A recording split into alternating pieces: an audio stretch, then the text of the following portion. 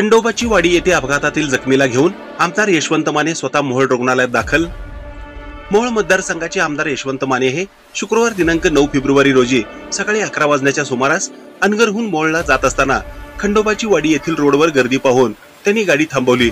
रस्त्याच्या कडेला अपघातग्रस्त व्यक्ती त्यांना दिसली। त्यांनी तात्काळ जखमी झालेल्या अंबादास माळे यांना स्वतःच्या गाडीत बसवून मोहोळ येथील शासकीय रुग्णालयात दाखल केले। अपघातग्रस्तावर उपचार सुरू झाल्यानंतर तेथून आमदार यशवंत माने पुढील कामासाठी निघून गेले।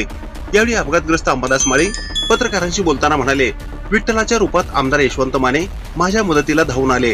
गाडी थांबवून मला स्वतःच्या गाडीमध्ये बसवून रुग्णालयात दाखल केले, त्याबद्दल मी त्यांचा आभारी आहे असे ते म्हणाले। ही बातमी संकलित केली आहे संपादक गुरु गायकवाड यांनी।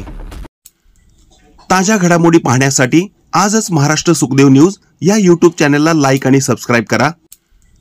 ताज्या घडामोडी पाहण्यासाठी आजच महाराष्ट्र सुखदेव न्यूज या YouTube चॅनलला लाईक आणि सबस्क्राइब करा।